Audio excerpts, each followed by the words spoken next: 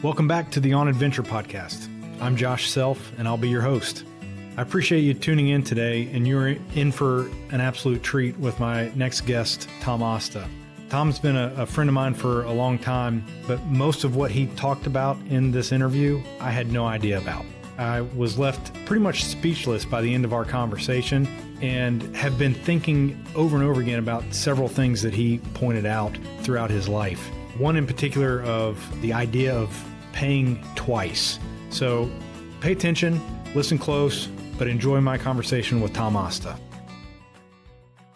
All right, Thom Asta, you're on the On Adventure podcast. It is official, and like we were just saying, we spent the last hour not recording the podcast. So let's try recording it and see where we go. So I really appreciate you being here. Yeah, thanks for having me. You ever done this before? I have never done this before or anything like it. So I think most people that have sat here have said the same exact thing. So this is fun. I like to start by asking, just tell people listening a little bit about yourself, where you're from, what you do, what you like to do for fun, anything you want to answer that question with.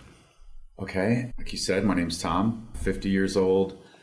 Went to school down here, so went to school at Elon. So I've been in North Carolina longer than anywhere else and grew up outside of the Philadelphia area. Bounced around a lot as a kid, but that was like the Bucks County area was the main center of where I kind of grew up. I'm lucky to be married for going on 24 years and to Cindy, a wonderful woman, and father of 4. Oldest daughter, Gladys, joined our family last. She is over in Uganda in university, like we were talking about.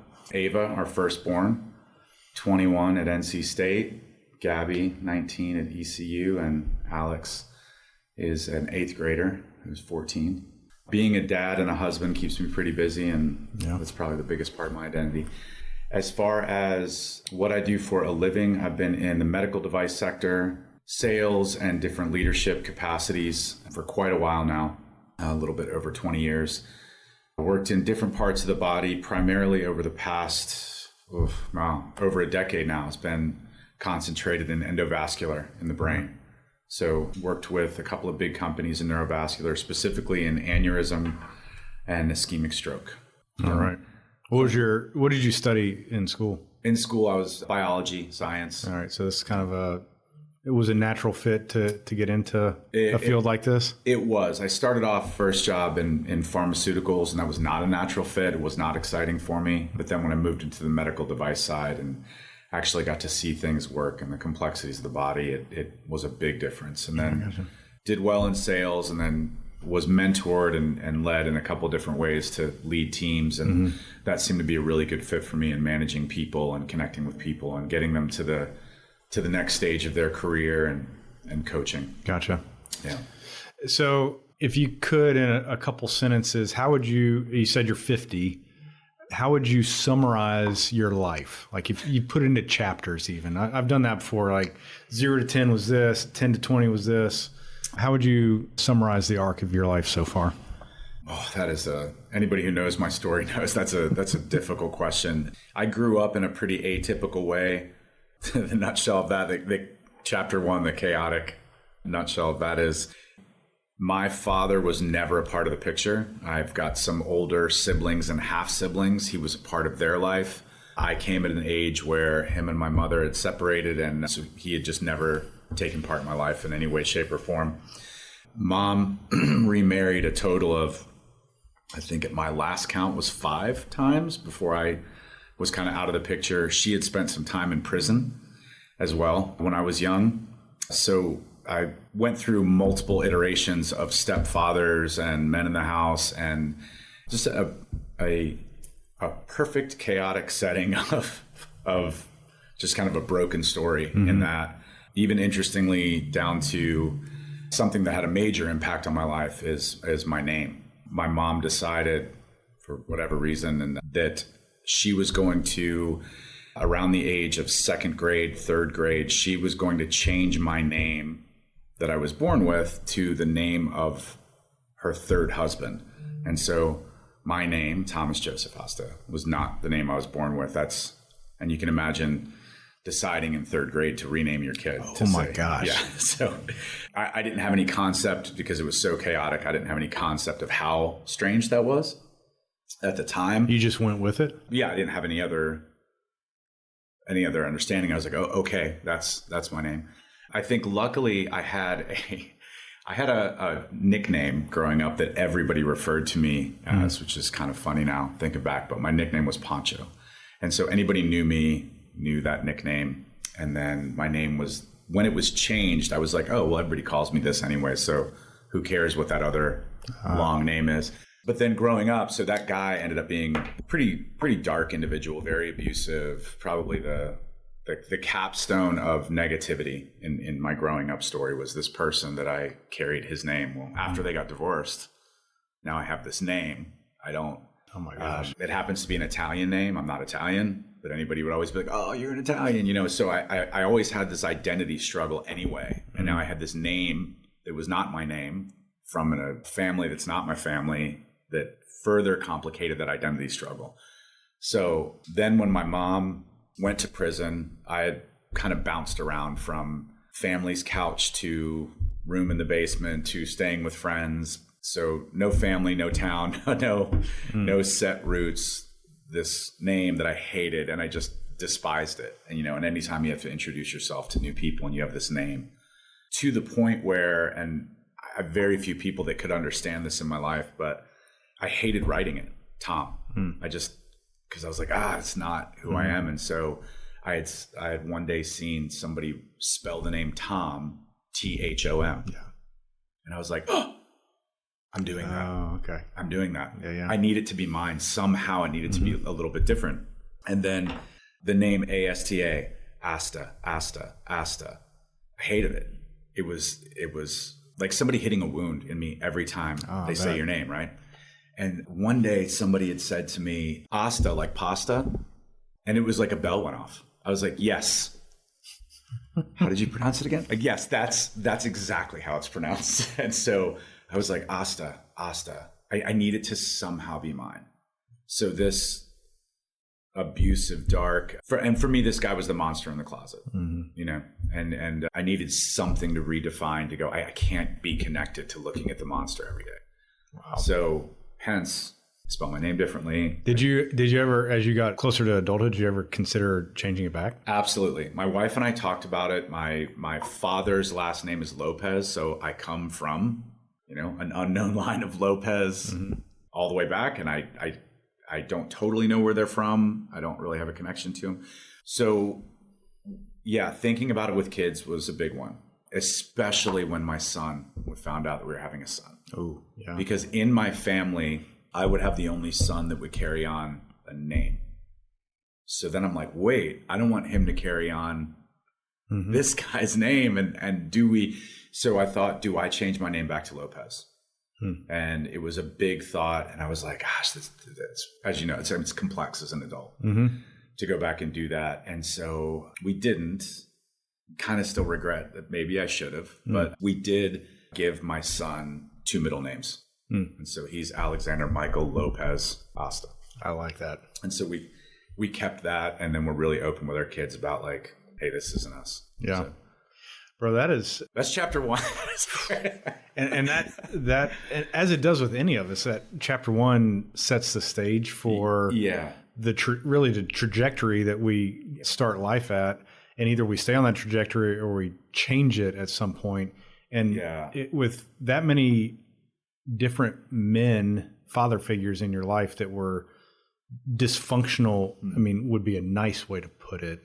You had the deck stacked against you. I've known you for a long time, but I'm sitting here kind of astounded that you're normal and kind and thoughtful. And all of the things that I know you as, the things that you just described, that shouldn't be, right? So how do you connect those dots? Well, a couple things. I'm going to tell you a couple of things that will start to explain how that got back on to a right track. But there is still an appreciation for me, even at this age, to go, that doesn't add up.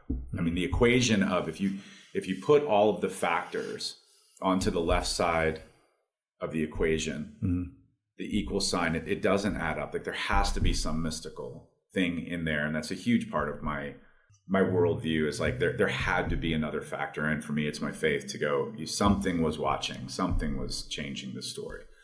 Junior year of high school, one of my very best friends in the world. This is still in Philly? No, this is now, I'm in Michigan, staying with my half brother, my half sister, and then I have I don't want to say full sister. That sounds weird to separate siblings like that in my mind, but I'm giving you that to say connected as far as like some had different moms, different dad, right? Yeah. Same dad, different moms on these.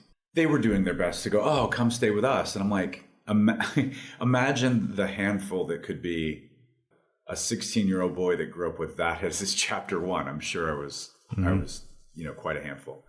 And they're trying to start off their life. So it's like, hey, you can stay with us for a bit. Oh, you're going to go stay with them for a bit, stay with them for a bit. So my story kind of bounced around from Michigan to Minnesota, all the way at one point out to a very, very small one stoplight town in North Dakota. Oh, wow. And then back to Michigan. And then my best friend had contacted me and was like, hey, man, come live here back in Pennsylvania. And his parents, John and Maureen Rakita, took me in and treated me as their own. Most importantly, that I appreciated it at the time, but I didn't understand to the level of like, oh my gosh, the time is, made sure that I finished high school at a great school so that I could make the transition into college without what they did in that getting you back onto this track for a moment. And as a parent, I mean, that means taking me to functions, putting me in pictures, sitting me at the dinner table, giving me a place in their family. Yeah. Not just, for example, like we worked down at the Jersey Shore every summer to like save up money and worked waited tables and ended up, bar backing and all of that. But they were the bed that I stayed in. They were the home. They were the meal that was there the next morning. Yeah. Without what they did, the story doesn't happen. So they're incredible. That makes sense. Yeah. And you just can never thank them enough for what they It sounds like it was the first like true home that you got to experience. Yes. But what my brother did, sister did were the best that they could. So in that sense, like, well, that was a home and probably a better home than other people would have gotten. So I think, okay.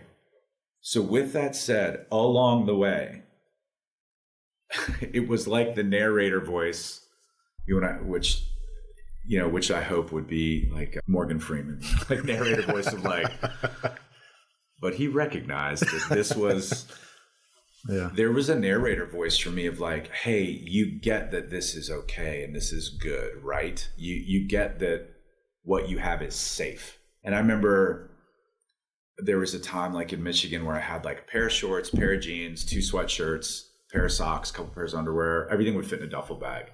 And it was like, start junior year. And you're like, oh, I'm just a mess. Like I have no identity, like how would I make friends? How would I do this? And I'm like, everything I own is in a duffel bag and I live in a basement of my brother's house here. But there was another narrator voice that was like, this isn't going to be the norm. What you have, at least you have. Wow. And so I was very appreciative. And then I loved working. I always worked in restaurants because it was like quick money and I loved it. I loved working hard and making money. And I didn't know that I loved that. I just always made sure to do it. There was always like 2 or 3 jobs at restaurants. And I just met incredible people along the way. And then there was always for me, from a young age and I remember it specifically in a time when I had prayed because I was afraid to wake up the next morning because of threats. Wow. I remember praying like, if you're a power, if you're a God, will you? And when I woke up the next morning, I was like, okay, maybe there's something to this. I had always felt a Polaris. I'd always felt a North Star pulling me. And it wasn't necessarily like I looked up at the North Star and it was a cross and Jesus was calling me. But there was always a true north of, I saw so much immorality. Like I wasn't the kid that grew up abused and ergo I abuse. I grew up physically abused. And I remember as a kid getting like, I would have like a fetal position, a protective like curl position, like a cocoon position where things couldn't hit me in the face when I was getting beaten really bad by the guy whose name I have. And I remember thinking, this isn't right. Like, and that always stuck with me. I saw a lot of infidelity and cheating and people showing up and accusing. And I was always like, this isn't right. So I don't know. I always had a true north. Yeah. Yeah. Yeah. I mean, it's one of those things that it doesn't sound like it can be explained. It can't be explained away. You know what I mean? Like it's an interesting thing of anybody can come up and be like, I'll explain that algebra equation. And I'm like, hey, I was there. And you can't explain away from me. There is a power outside of us. It's not us. And whenever we say it is us, things go wrong. So I've always loved the idea of the thief on the cross. You know, he said one simple thing, like, you're him, I'm not. Remember me, you know? And I'm like, yeah, that's the simplicity of it for me. Like, I know I've done things wrong, and I know I haven't always been on that true north, and I haven't always honored relationships and people, and I've done things as best I could, but there is absolutely a true north. So. You know, sometimes I sit here and ask people, what was the first hard thing you remember doing? I mean, that was your childhood. Your entire childhood was every day was probably a challenge to maneuver through and exist in. And was going to, you went to Elon, correct? I did, yes. So Elon is a little bit, I don't know if it was when you were there, but it's a little bit of a bubble. And a lot of colleges are this way. You know, it's not the real world, right? I mean, you're there to do a thing. And when you showed up on campus, was it like, oh, this is so different? Like a culture shock, I guess is the question. Or did you adjust? Was it an easy adjustment? It was interesting you say it was a bubble. It's a microcosm of the bigger thing, right? I was like, oh, I have very little stuff and a lot of people have stuff. I'm used to that. I don't really have a place. I don't fit in. I don't know people other than I know one person, which I have to side note say about one of the friends that I grew up with since very young. Her name is Heidi. Heidi was at Elon. Okay. Heidi, stopping to visit Heidi on our college visit, just to stay over one night. I walked onto campus and I was like, this is where I'm supposed to be. Well, Elon wasn't even on the side thing, but it was to visit Heidi. Heidi was whatever the true north was for me at the time, which I now know it's a very strong faith. The true north had gifted me the relationship with the Rakitas and their kindness. The true north at Elon had gifted me Heidi, who stepped into this big sister role that was like, I know your story. One person here knows. One person here appreciates. I don't need to tell anybody. I get you. Wow. And we were really close. So that felt incredible. Yeah, I bet. To know like, hey, I got to go act like these other people. And she's like, I know, it's okay. You're doing great. And would always like check in with me. So typical thing at Elon, got there, made a way, survived, worked, moved into this house that if people were at Elon, back when I was at Elon, there was a famous house called the Khaki House. And I got a room in the Khaki House. And the Khaki House was the place that after all of the parties closed, a hat would go around and collect money for a keg, and they'd be like, keg at the Khaki House. So there were times you would wake up and there'd be 100 people in your backyard having a keg party. Oh my gosh. It wasn't even your choice because you lived at the Khaki House. And so playing club lacrosse there, I remember one day being on the lacrosse field and just having my lacrosse gear with me, and we're seeing smoke and all the fire trucks, and we're like, oh, the teak, this off-campus for us, the teak house is burning down. Oh shit, the teak house is burning down. And as I'm walking back, I'm like, oh dear God. It was your house? Yeah. And when I say everything I owned was in that house. Yeah. Because except for your lacrosse gear. Except my lacrosse gear. So where I could absolutely go home to the Rakitas because their welcoming arms are, wonderful. I did have a home, not into the same regard that the other people did, right? That was it. I mean, my wallet, my driver's license, any money that I had saved up, my books, my notebooks, my clothes, my toothbrush, like everything's in that house, burning like a dry box of matches, And I'm like, I literally was getting on my feet, finding my own way, having my own identity. This is now my first home that's mine. Mm-hmm. And I'm here and I have a job and oh my God, everything is burning down. Yeah. And it burned everything. I had my lacrosse gear. Holy cow. So, I mean, stage one is your feet consistently get cut out from underneath you for years. Yeah. Phase two, you're now moving on and getting settled. Again, your feet get cut out from under you. What'd you do? Yeah. Rebuild. Start back at the beginning. Get the basics. Get your survival stuff. Find a place to live. Connect with people. I mean, was it that regimented, or was that an emotional moment where you're like, oh my gosh, my life is over? Or did you move right into, this is what I've got to do? No, because I'm like, I mean, yes, you deal with the thing of like, oh my God, am I really back it up? I laughed watching Guilty Pleasure. I love the John Wick movies. Okay.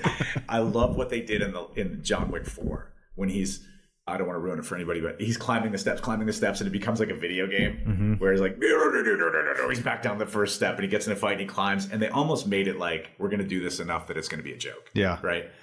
That's just how life felt. And you're like, well, meaning you expected that to be the norm for you? I don't know if I expected it. It's just like, I'd been there. Yeah. There's so many times where you're like, yeah, you need to literally survive the moment you are in. And I think, God, I don't want to say like it was good to be in an abusive situation as a kid, but I certainly learned that there is like, make it through this moment alive, and then we'll figure out what comes next. And there's always a next.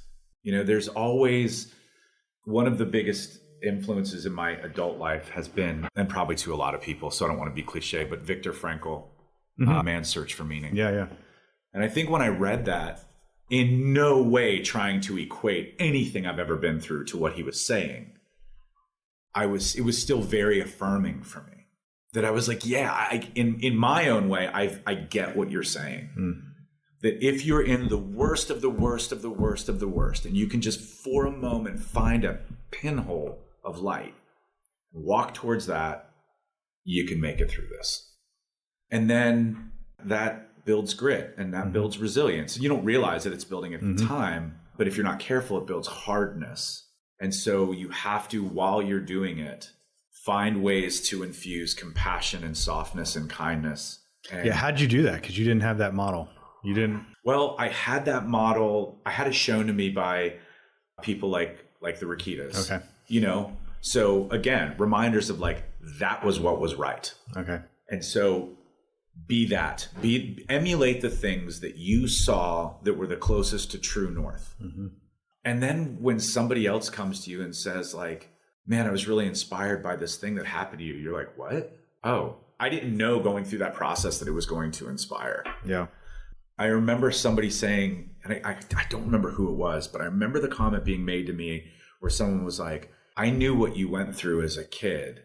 And I'm like, no, you didn't. Like, you think, but even from a half, and they're like, I can't believe you're where you are now. And I'm like, barely surviving but it was that, like, I was supposed to be on drugs somewhere, like the equation, sitting that up. So that taught me a lot. And that sense of grit and resilience became this like pattern of not, I can overcome. It was like, hey, if you're going to survive tomorrow, you need to go and do the things that you got to do. So that I graduated, got my first job, moved to Raleigh, started training in martial arts, had broken my thumb and done what's called a gamekeeper's thumb. My thumb needed to get something reattached, and had pins in it. That was all done up, and went out with some friends one night, not really in the mood to be social. And I was designated driver for them. And it sounds kind of rom-com cliche, but I saw the most beautiful girl I've ever seen in my life. Just the most amazing spotlight over her head kind of moment across the bar. And I squeezed in between like a post and her, and hoped to talk to her, and she was not interested. And so I was like, what can I do? Okay. So I said, excuse me, hey, could you sign this tab for me? I can't write. And I showed her my hand, and she was like, she goes, how do I know what your signature looks like? And I was like, it's like, I signed. And she kind of gave me the look like, idiot. Yeah. Like, wow, that was, nice try. That was pretty bad. And we kept talking, and the story went on from there. This was you were still at Elon? No. This is post Elon. Oh yeah, you said you moved to Raleigh. Yeah, I got a job, and I had the amazing opportunity to start dating, get engaged to, get married to, and build a life with Cindy. And she's one of the most fantastic. She's the true north. I mean, she's not. I'm just saying the true north said, okay, and now here's going to be your representation of everything you strive for to make right and look and good. Wow. And then building a family with her has been just it gives treasure. And I've seen that with you guys from the outside. It's you grew up with really shifting sands. Nothing was firm. Yeah. And at least from the outside looking in, your household, your family situation has seemed like a solid foundation for you and for your kids. And I'm certain Cindy has a big part in that reason. But you think I hope I'm the best dad I can possibly be, but to think, oh my gosh, my kids were fathered and raised by a guy with my story. I hope I redeemed that story. I hope, and I'm sure that I did, and they're absolutely incredible people. But, it's almost saying to my kids, like, man, if I wasn't amazing, I'm so sorry, because trying to, and you realize, and it would have been understandable too. It would have been an excuse. Okay. It's something I've never been good with. I've never been good with excuses of accepting excuses for myself. It would have been understandable for sure. I would have no one would have held me in judgment, right? And there would have been an explanation, but there still would have been a brokenness. One of the things that really struck me always was this concept that's in the Judeo-Christian religion that I never really understood, was this idea of sins of the father or generational curses. And I always hit that of so you're telling me this story I'm in right now, which kind of seems like, did somebody bury a chicken foot somewhere that I'm not aware of? The whole, did Greg Brady take the talisman out of the cave? Can he put it back? Bad luck, bad luck, bad luck. Is that because my great-great-great-grandfather didn't go to church enough, and now I'm how would that be fair to me? That didn't make sense for logically for a loving God. But then when you break it down to go, hey men, why should you stay on True North? Because the screw up decisions that you can use, I had an excuse, I didn't have an excuse, whatever it is that you use to justify what you do. And let's say it's adultery or alcoholism or drug addiction or abuse. You start to do that stuff, it's going to take your family about 7 generations before it's going to wash out. I saw that and I was like, oh my gosh, if I don't stop this, it's going to continue. I have to be the one. And that's a concept in my head that came up, is someone along the way has to pay twice. You got to pay the debt of how hard it is just to live your own life, but you also got to pay the debt that you were born into. Yeah. And if somebody will pay twice, then your kids pay once. That is I love that, because it easily illustrates the challenge that the one person making that decision has to make. Yeah. And I've heard it described as turning an ocean tanker, right? Once that sucker gets going in a certain direction, it's going to keep going in that direction. Yes.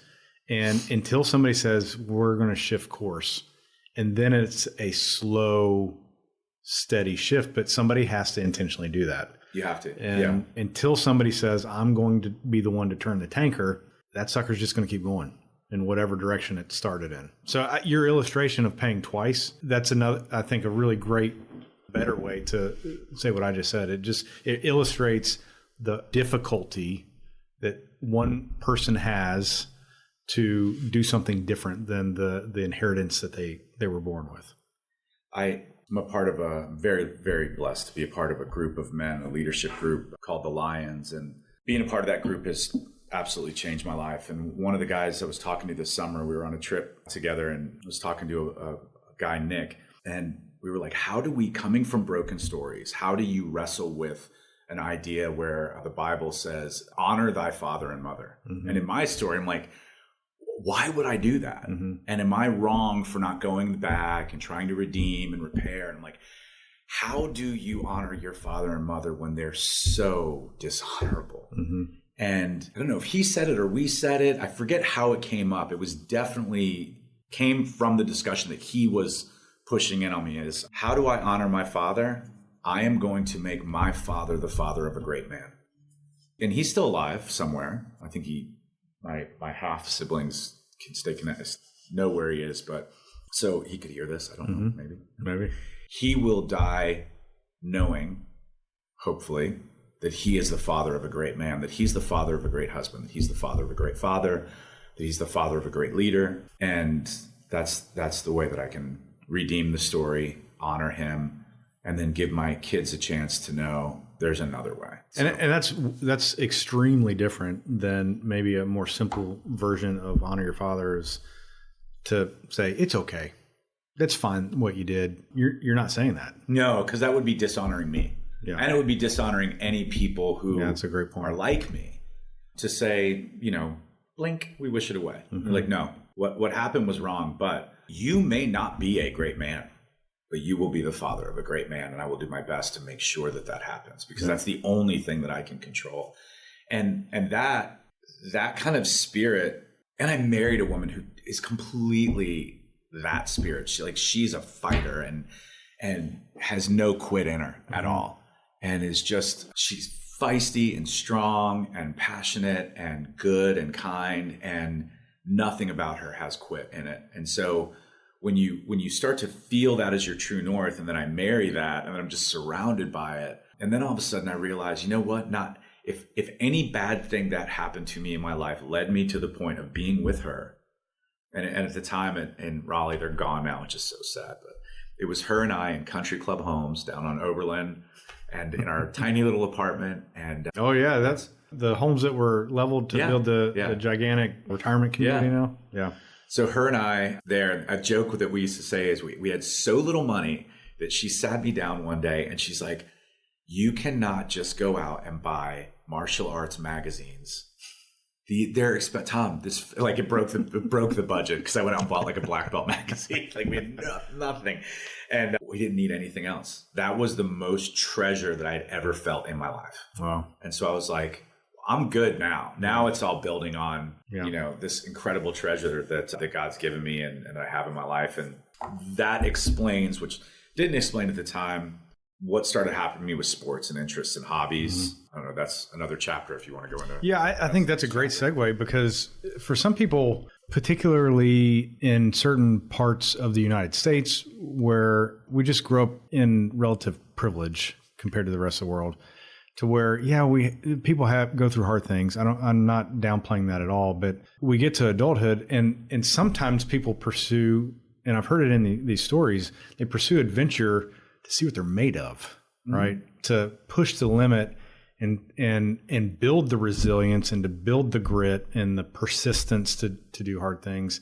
You had that literally beat into you, and you had to basically you got to your 20s and you already had it, right? So I'm curious if you weren't pursuing sport and hobby and adventure in the last 20 or 30 years for those things, why did you do it? What did you get out of it?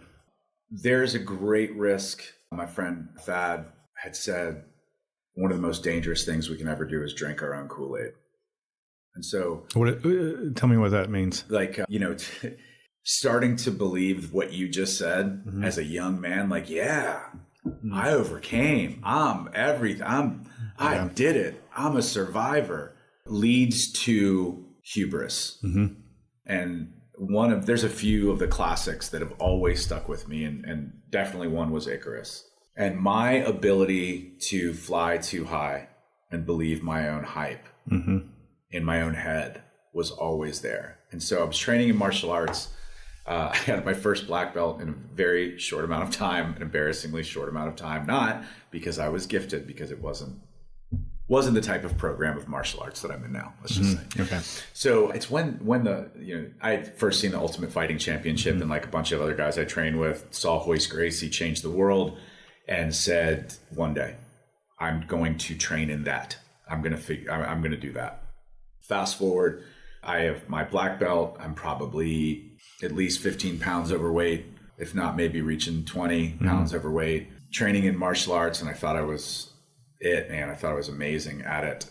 And they had these sport jiu-jitsu tournaments start popping up around North Carolina, which were not many rules. There was rules, but not as many rules. And I was like, oh, that's going to be the closest thing I'm going to get. Not knowing, by the way, that there was this like whole fight community that was, which we'll get to in a second, in Raleigh that I wasn't a part of yet, that were real MMA guys, real jiu-jitsu guys, real badass guys. And the story connects to them later. But just know at the same time, these guys all exist around Raleigh and nobody knows it. And they're all training together. And Hoist Gracie is a part of this. And some really amazing individuals, awesome guys that I still look up to and just hold in such high regard. So I go to this sport jiu-jitsu tournament. I'm a black belt. And my 2 roommates go with me. And I get in there and I'm across the mat from this guy who has this tattered black belt that looked like it had been around forever. And he was my weight class, but I was like, how could we weigh the same? Look at how incredibly muscular you are. And I was not. Referee says go. I don't know what happens. This guy has a hold of me and has me in what's called a guillotine choke before I could even think. And it just never happened to me before. And then I tap out quickly. And I was like, oh, dear Lord, that was a horrible experience. And the referee says, no standing submissions. Take it to the ground. Fighter's ready. And I was like, oh, no, I'm good. I mean, that's it. I just quit. And go. And the guy punch, grabs a hold of my gi. So I had now gotten hit. I'm rocked. He grabs a hold of my gi, does this one move where he puts his foot in my hip, rolls backwards. And he's now on top of me and looking down at me. And I straighten both my arms out to push him off of my chest. He takes one of those arms and he spins around it onto his back and has me in an arm bar. And I now realize what he had done. He realized I knew nothing.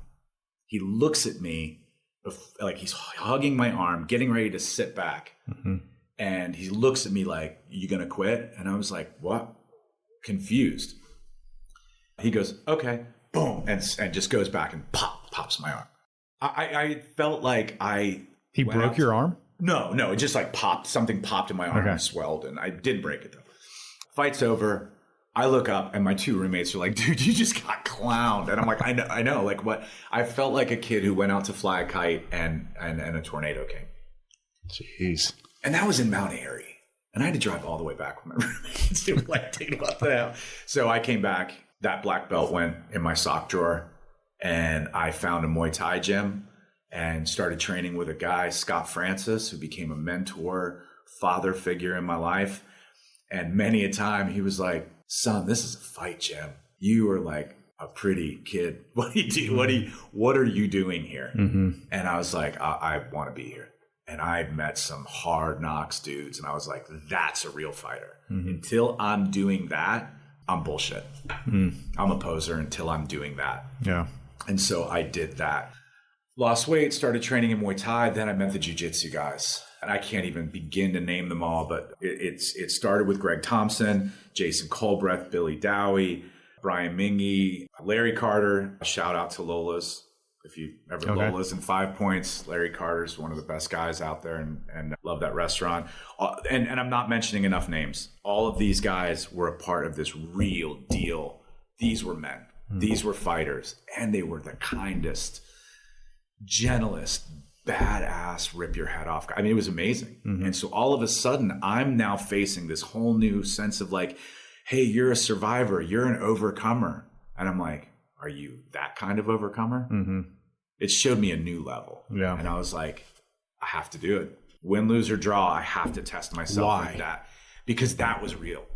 I was faced with... As compared to your growing up years and challenge, that didn't feel real? No, that felt real. But I was like, this question had always haunted me of, will I be a man? What is a man? And I looked at those guys and I was like, kind, strong, honest. The level of honesty, integrity, kindness, strength that these, and again, I apologize to the ones that I'm not naming right now, that these men exemplified was unlike anything I'd ever seen.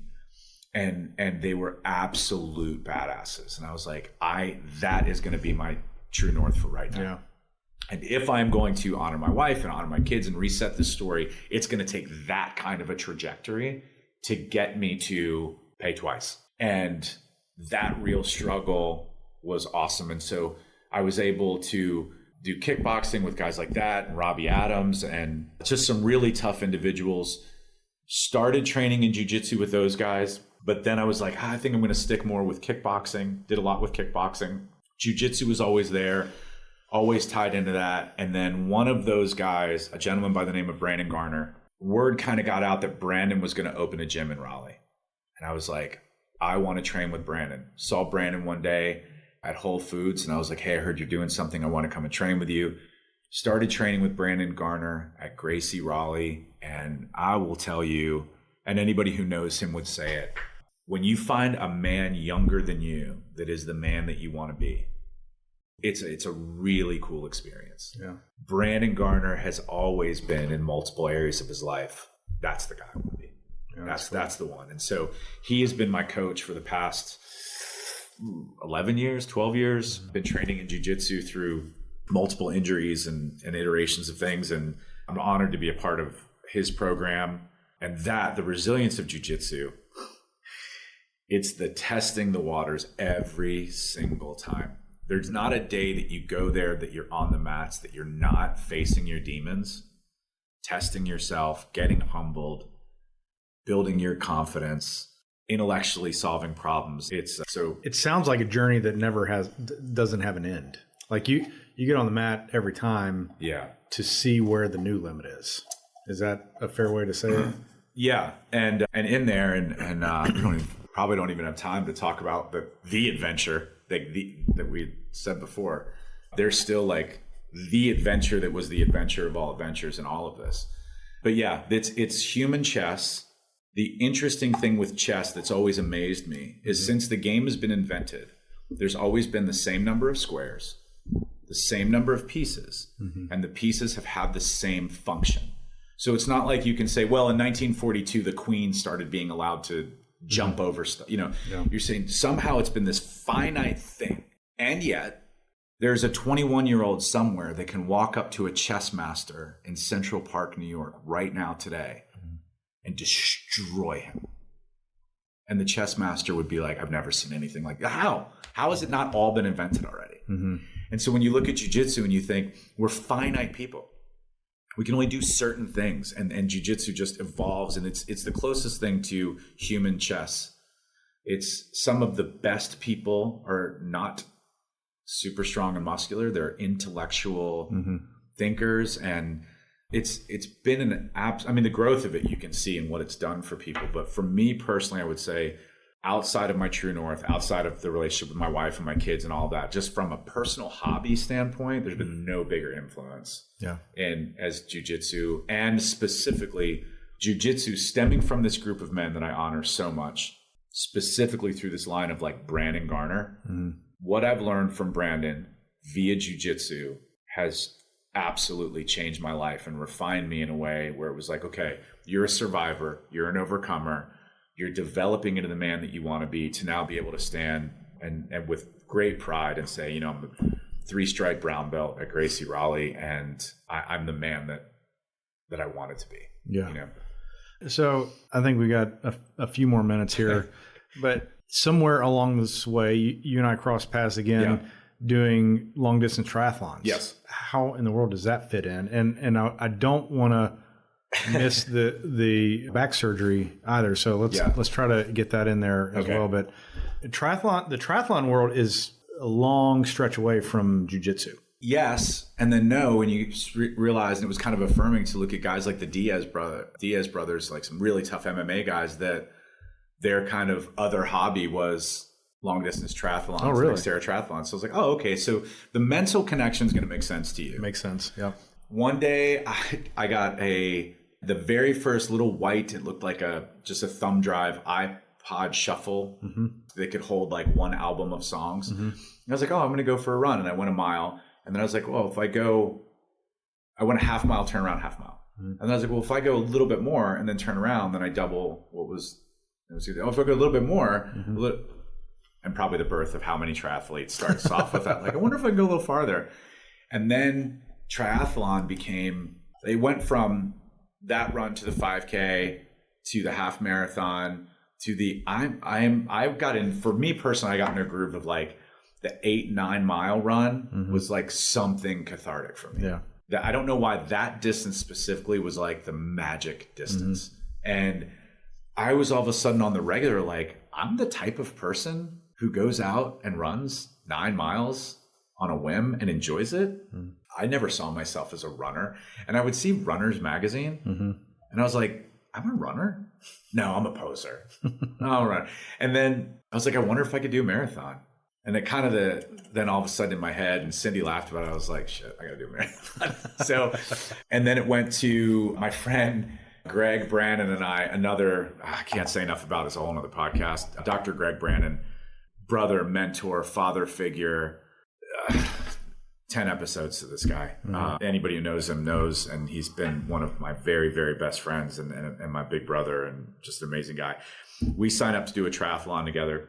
And it was the one they used to do in Burlington. Maybe they still do the Burlington one. I don't know about around that. A lake. It was a little lake. The sprint one. Blues Lake. Yeah. And I was like, oh, this is so fun, so cool, trying to figure out the transitions and stuff. And I, about halfway to the first buoy, I was like, I'm dead.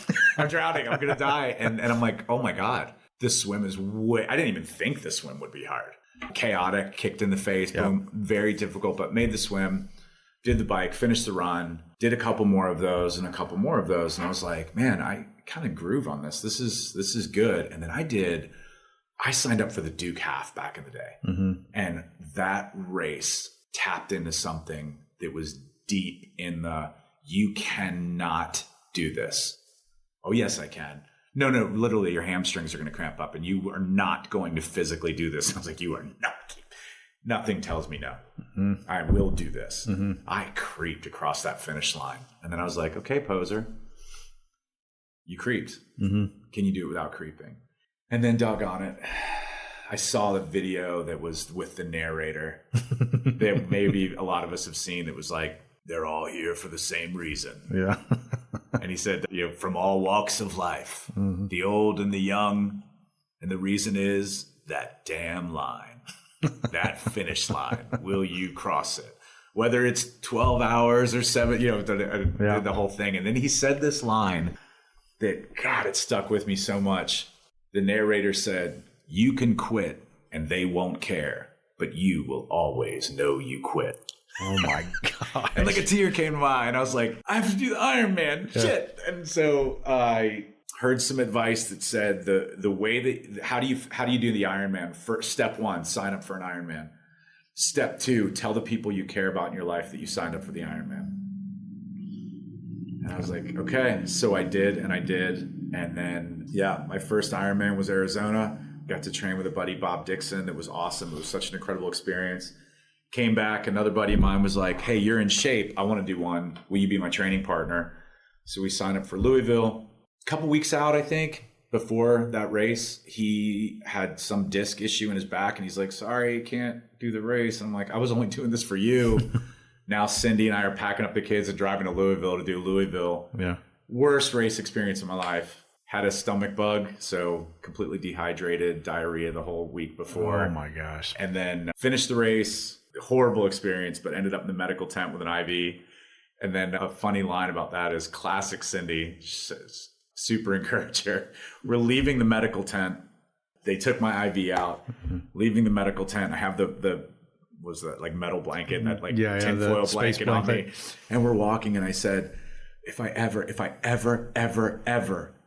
tell you I'm ready, I'm doing it, like, do not let me. This is it. This is stupid. I'm done with this sport. Like, don't ever let me sign up for an Ironman again. Promise me right now you will never let me sign up again. And she goes, I'm just saying, if you trained a little. I'm like, oh my God. She's like, no, you did great. You didn't do the training that other people do. And this, you're paying the price. And it was funny. I was like, she's always been like an incredible encourager. So yeah. And then you and I met on you and I had talked about triathlon before, and then we did the Raleigh half. Yeah. That race was a tough day. It was hot. First 70.3 official that was in Raleigh. But we were all like, it's our training ground. It's our bike, it's our was Sharon Harris bike loops. It's our tough swims. It's our Raleigh runs. Yeah. How do you not do it in our own town? And it went great. Like the swim was just what we thought. Tons of waves, if you remember. If you weren't a bilateral swimmer, it would have been a tough day because the left side of our face was getting hit a lot. Like when you remember that. When you breathe to the left, the waves were picking up. And so I was like, thank God I learned, both side breathing. The bike was our bike. So it was cool to know, like, I know that big downhill's coming, and then you park your bike, and that run totally caught me off guard. Yep. I didn't realize that Hillsborough Street has the word hill in it for a reason, I guess. I don't know. We go from downtown running out to the art museum, which you're like, I'm in Raleigh, run to the art museum. We run all the time. Like, where was Umstead, is our go-to long training run for a lot of people out here. And you do that Turkey Creek loop or whatever. I think it's 9 miles. You do it twice and you're like, I'm going to do one of the toughest. If you do that 18-mile loop in Raleigh, you can go to any marathon, right?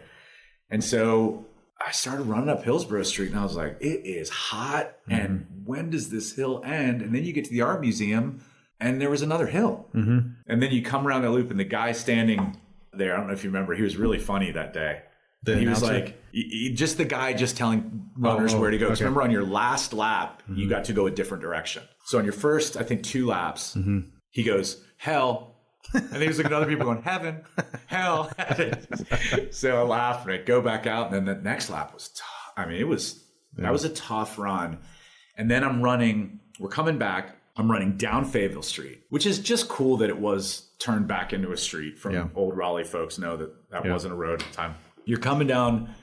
We had lived in 5 Points for 20 years. So it was my neighborhood, felt like. And so here I am running down, crowds on both sides, seeing friends. Tom, wow. And I'm like, no race experience will ever get better than this finish right here, right now. Yeah. And one thing on a side note that happened in my very first Ironman that I don't think it happened to us in Raleigh, but it's a really cool thing that Ironman does is in Arizona, you go over a mat that reads your ankle thing.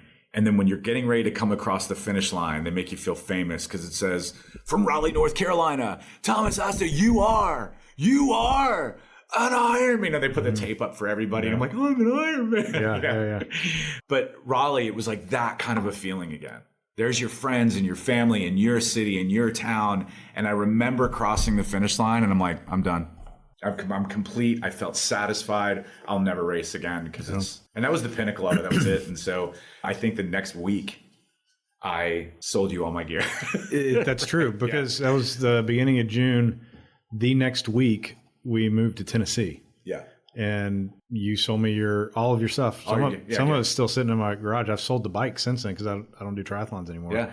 But you were done. And never looked And I didn't understand that either. Like, because I had just kind of hit a groove with triathlon. I'm like, this is great. It's a great way to stay in shape. It's like, I get it now. Like when you're done with it, there's no like halfway of doing it. Like you just, you gotta. And I didn't feel unsatisfied. Like I didn't look back and think like, oh my gosh, I missed this. I'm like, I kind of was amazed by my own story for the first time in my life. Yeah. That I was like, whoa, I finished multiple halves, multiple marathons. I don't know how many sprints and Olympic distance. I finished 2 full Ironmans and now did this half in my own city. Like, what? That story doesn't get better. That's really cool. And Now, were you having back problems then? So just post that. And I will say, I think it was due to the aggressive posture of the I mean, if I went to do triathlon again, between you and me, it never would have been on that bike. I'd go and get, I mean, what do the guys ride when they're riding the long miles in the Tour de France? The most comfortable upright road bike. Yeah, not a triathlon bike. But here I am. They're like, "Hey, you're barely going to squeak across the finish line, and you're a guy in your 40s who's in sales. You should be in this aggressive posture of." You think of your body in that aggressive posture and the stress that it would put on your cervical vertebrae looking up. You think of swimming all those times and looking up. That's honestly why I stopped. my neck hurts too bad Yeah. to get put in that position for long periods of time. A lot of us had no business being in that aggressive try position. I would argue it until the day I die. But I ended up with, needing a multi-level, what's called an ACDF. And so I got my first cervical spine surgery because of the pain going down my left arm had become, so unbearable. And the team at Duke did an absolutely amazing job. And that was my first spine surgery. They went in from the front, did what they had to do. And they're like, hey, the recovery is going to be pretty good. And that was my first spine recovery. And I was like, yeah. And I made it through that. And it was like, great. I started training with Brandon Garner. And he got me back. Like, I'm going to take you from spine surgery. When he first started working with me, he had me lifting a piece of PVC pipe to just go through the motions. And fast forward, now a brown belt, helping coach his kids program and training on a regular basis. What he did with me was unbelievable. And then somewhere along there, and I try to squeeze this part in, Cindy and I are on a date. We decided we just want to go away for a fun weekend. And so we're on a date to Louisville just to be like, hey, I know of a cool place to stay. We've got points. Let's go ahead and just go away for a fun weekend.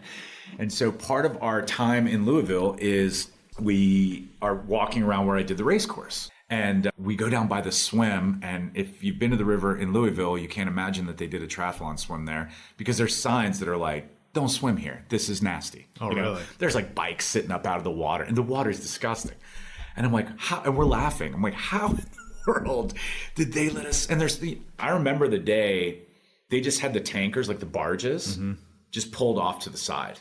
Yeah. And so you're swimming by these barges and realizing, and that's an intimidating thing. Like, it's super intimidating. Yeah. So I'm looking at all this. I'm like, this is disgusting. How did they possibly let us do this? And then we walk down to like, oh, remember, this is where the race started. And then Louisville, there's a bridge that goes over to Jeffersonville or something. There's a little town right across the bridge. It's a sweet little town. People are riding bikes and we have pizza and beer. And it was about a 3-mile walk there. And we do a 3-mile walk back.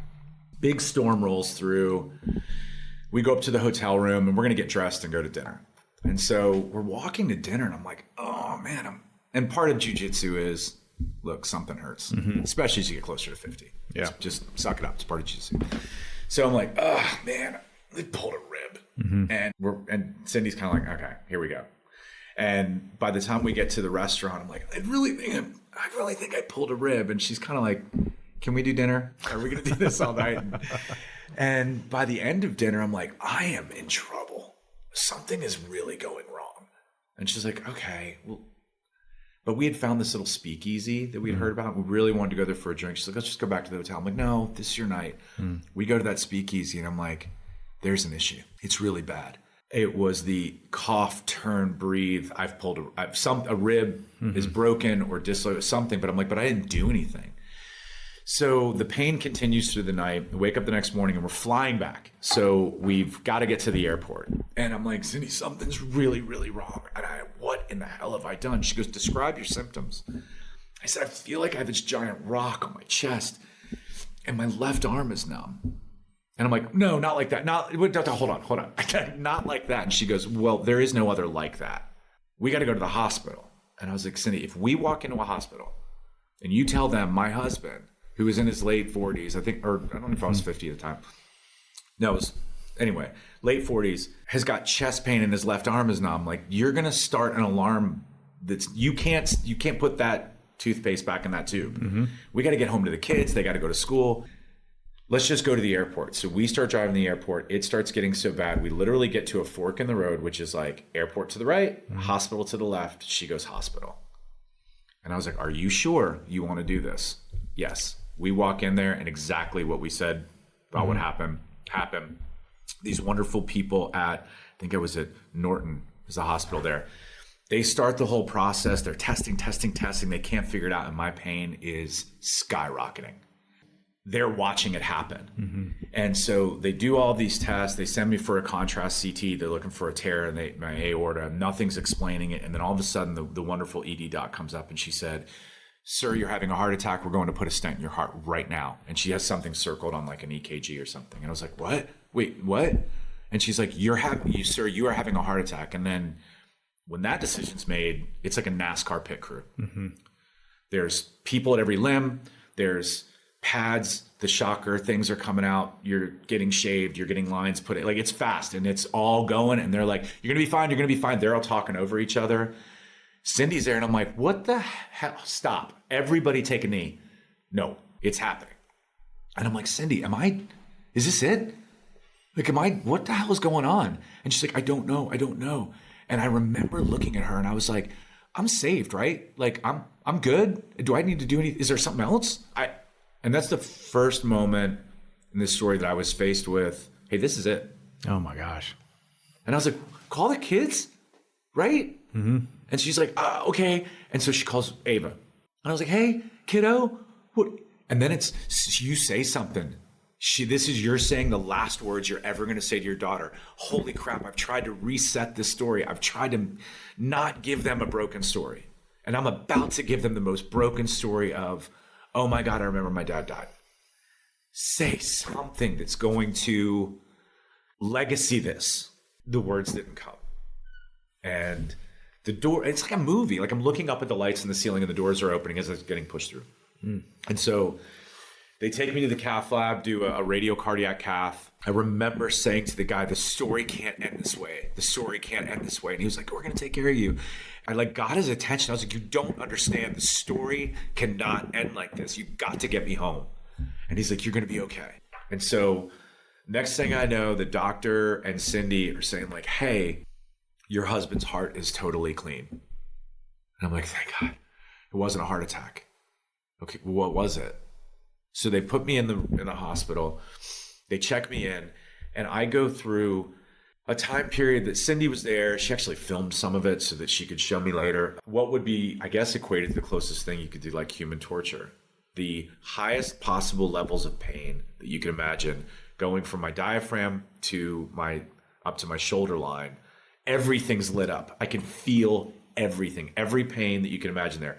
Lungs, heart, bones, muscles, everything is at 100%. They kept giving me pain meds, and you can imagine the ones they would be giving you. Nothing's touching it. And I'm telling them it's not working. And I think it's rare in that situation for people to be saying, like, I don't want what you're giving me. Mm-hmm. And they're like, dude, we don't know what's wrong with you. My friend Thad, who I mentioned earlier, actually drove up from Nashville, spent hours with us trying to help just like calm the pain. Finally, this hospitalist was like, listen, I want to send you for another MRI. We were waiting for contrast because of your kidneys, but I want to just go ahead and send you. Sends me for the MRI. The amazing people had to get me like seized up back, horrible pain to lay in an MRI. And I was like laying in there and I'm like, this is the worst thing ever. I got to think of something to distract myself. And so I was like, what's the longest song that I can think of? And it was American Pie, Don McLean. So in all that, like, funny, I'm trying to like with my lips be like, bye, Miss America. And even that was hurting. Fast forward a little bit, they come back in and they're like, we figured it out. Some disc in my T1, T2 area is like blown out and really bad. And surgery bad. And I was like, okay, I've gotten an ACDF before. Let's do it. And they were like, I'm going to fast forward the story now to they didn't say all of what I'm going to say. I'm going to shorten narrated version. It ain't that easy. T1, T2 is here, right behind your heart, behind your chest plate bone. So you don't just go through that, fix it. There's a lot of really important real estate there. Mm-hmm. So what do? Well, you can go in from the side where you kind of, from what I understand, and if a doctor hears this, they'll be like, you're not even close, buddy. But they have to like remove some ribs, drop a lung, and go in from the side and operate on it. Or you can go in from the back, but you're not going to get to the problem because that's on the other side of your cord. You can't move the spinal cord out of the way and grab. So there was, the more research we did, we were like, it was an oh God moment.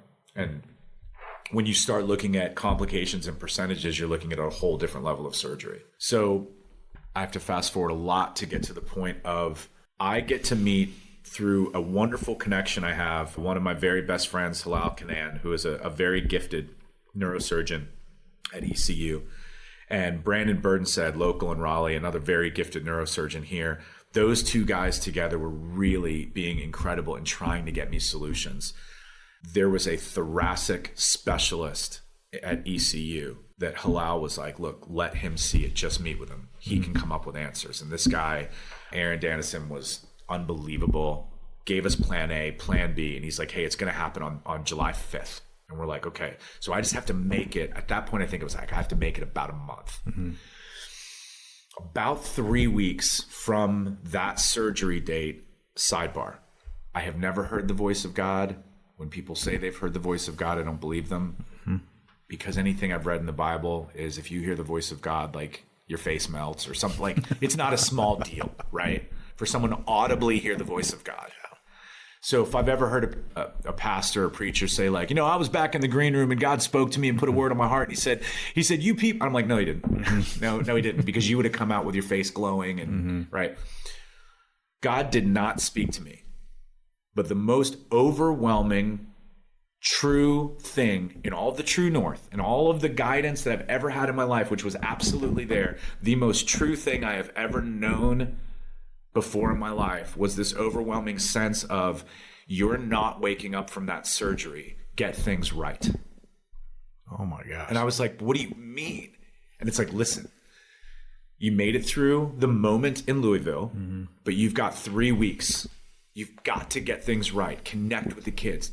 I called you. I was like, I need to get my insurance stuff together, and I need to know where everything is and put it in a folder for Cindy. And I need to, like, everything had to be made right.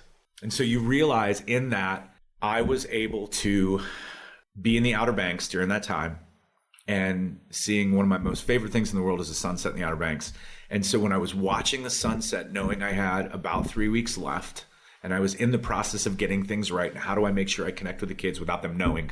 No one could know. Cindy couldn't know that this had happened. I wasn't going to sit down and be like, God told me, This was all within me. And I was like, I just need to make it so that when I don't wake up from the surgery, their lives are not wrecked, and there's some sort of beautiful thing that comes out of this that they carry with them. God.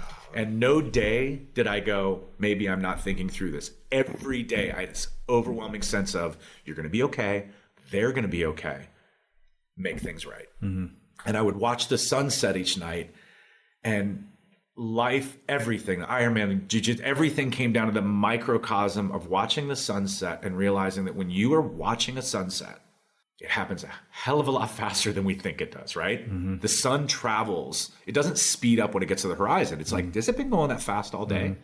It goes down so quickly, and it's so beautiful. And if you're watching the beauty of a sunset and somebody's standing beside you going, it's going away, it's going away, it's going away, you'd be like, can you stop? I just want to, I get that it's going away, but I want to take this in. But if you only stare at the beauty of the sunset and you don't remember, hey, this isn't going to be here in a minute, you're not going to fully appreciate it. So there is this tension between the inevitability of time and the absolute beautiful majesty of this minute that we have here in the grand scheme of the timeline of life, right? And those things are always wrestling together. And somehow you have to find yourself in the balance of the sunset. And here I was, I've got 12 more sunsets. I got 11 more sunsets. Oh my gosh. And so then every minute of the day was becoming minutes of like my daughter coming upstairs, and I go, good morning, sweetheart. And I give her a hug, and I'm like, hold that. Smell my wife's shampoo. Like when I hug her, 10 more. My boy, who I'm like, I'm so sorry that I was hard on you about the way you did chores and this. And he's like, oh, Dad, it's cool. I'm like, no, it's not cool. Listen to me. I'm sorry. I was too much about the way you did that chore. And he's like, yeah, it's cool. 9 more sunsets, every day. And I got to be around, remember Heidi? Heidi, of course, day one became best friends with Cindy. Heidi's wonderful husband, John, is one of my very best friends. Their kids have been raised with our kids. They are family to us. They came to the beach. It worked out so that our families got to be together. They don't know what's going on in my head. They're a part of like sunsets 10 through 6. Being with their kids and loving their kids and instilling into John, you're a good man. Heidi, you're 7. Our other close friends in Raleigh, the Weisbergs leave, and now my pain starts climbing way back up like it did in Louisville. So now the sunsets are mixed with my pain is going, and this is going to be, I'm starting to be reminded now, like you're walking down the hall, right? Mm-hmm. My other friends are seeing me going through the pain, and I'm just embracing moments, three more sunsets. The pain gets so bad that Cindy has to call the surgeon on July 4th. I got to bother this poor guy. He's trying, holiday weekend with his family. And I'm like, I don't want you bothered. You're doing my surgery on the 5th. I want you enjoying, relaxing. Mm-hmm. She's got to call me like Tom's pain's through the roof. I think it was about 11 o'clock at night. I don't know if that's positive. They have to put me in a car, and she's got to take me to ECU. And there it is. The kids aren't coming with us to the hospital. So I'm saying goodbye to my kids for the last time. And I hold them and I hug them, and I'm like, this is it. I hope I did all I could do. Their legacy is written. The next thing they'll hear about their dad is that I didn't make it through surgery. And so I said my goodbyes, and we go, and it's the most painful, horrible ride, but I kept kind of passing out. Pains. We get to the ED. They get me checked in, and then I get to the room, and they get the pain down, and I know in 12 hours I'm going for the surgery. And then, whoa, the clock goes fast. Tick, tick.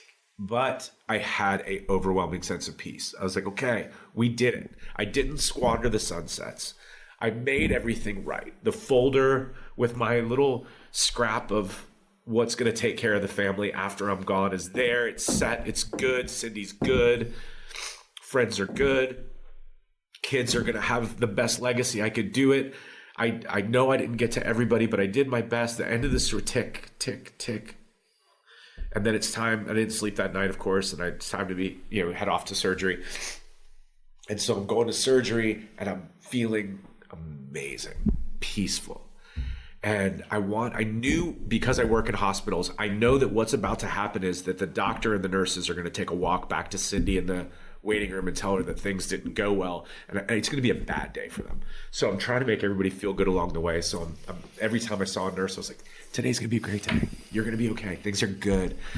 The anesthesiologist comes up to me when I'm in pre-op and is like, hey, blah, blah, blah, blah, blah. And I go, hey, whatever, it's all going to be good. And today's going to be an okay day, and things are going to be good. And he was like, yeah, whatever. It's like, I got 3 more patients to see, man.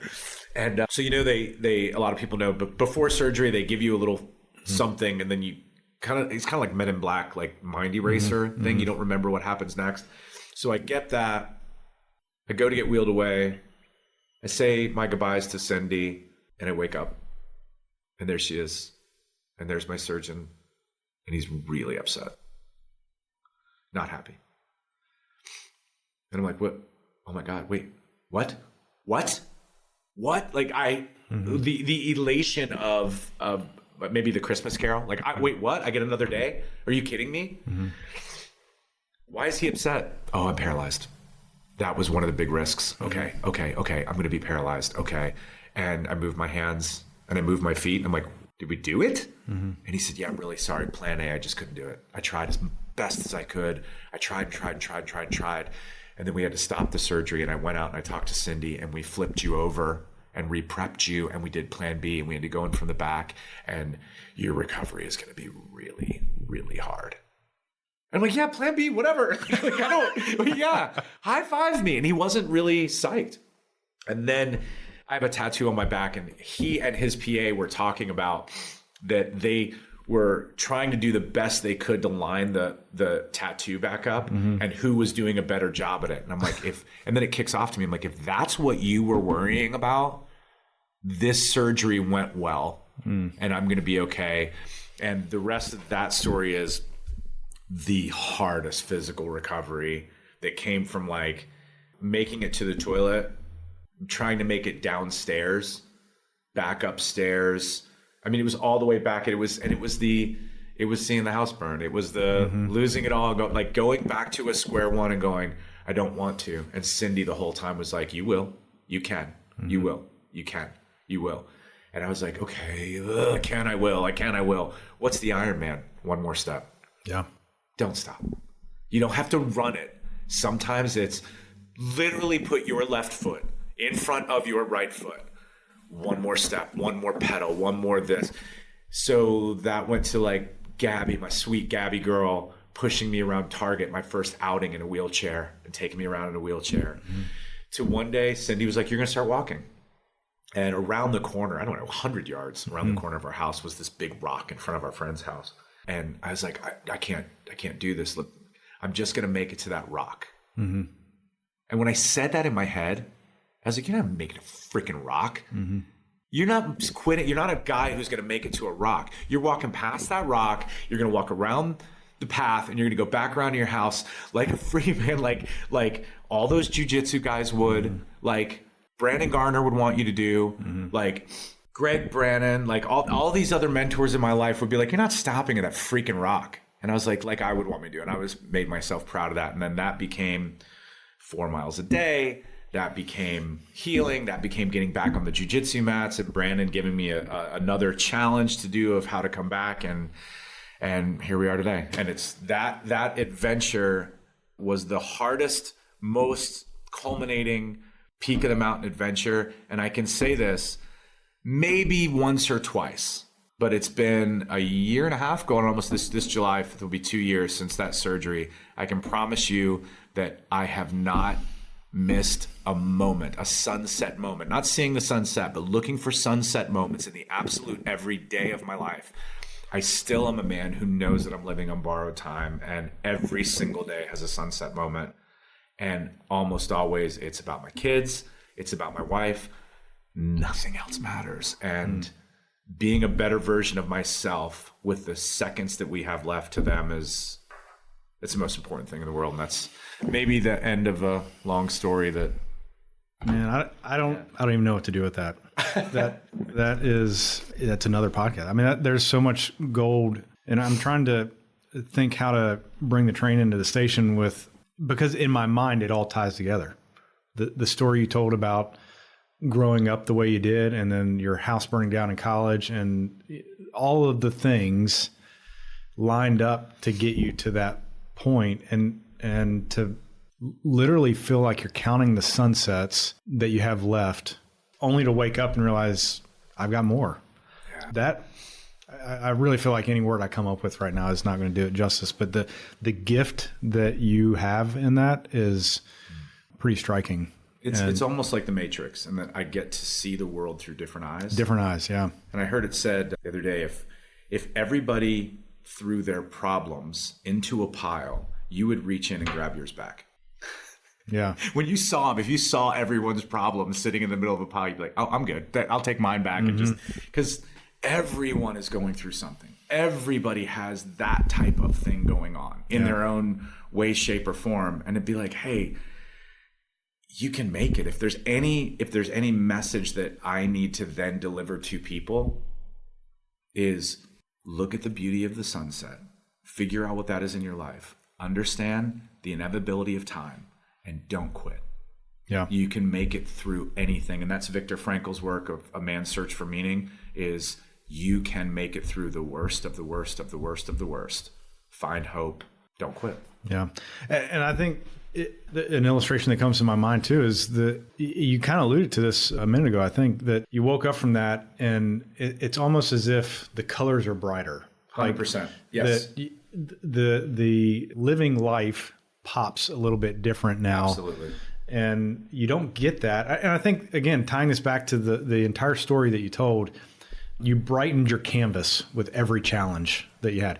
Every time you rose to the occasion, you had to face that challenge and get to the other side of it. Now the canvas is a little bit brighter. The colors are a little bit brighter. You see things differently. And I would venture a guess that you couldn't have gotten through that 2 years ago if those things hadn't lined up. Maybe not in the same way. No. The story had to write the story, and it had to do. Now I look back, and it was the masterful work of a creative hand that was not mine, and I go, wow. Yeah. Wow. And if all of that is what it takes to reroute the river and to pay twice and to make my father the father of a great man, all of those things, I go, okay, would you do it again? Yes. Yeah. Yes, I would. So. Well, thanks, this is going to be sitting on me for a while. I really appreciate you doing this, and I cannot wait to get this online for other people to hear. So, Thom, thanks for coming in.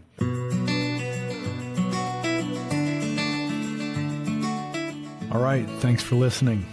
And I sincerely mean that because I'm extremely grateful that you choose to spend this time with me. I don't take it for granted, and I hope you enjoyed it. If you want more content like this, be sure to check out material on my website at ridgelinewealthadvisors.com. That's advisors with an ORS. And sign up for my monthly newsletter, The Money Trail Guide, which you can find on the blog page. Until next time, I hope you pursue your own great adventure.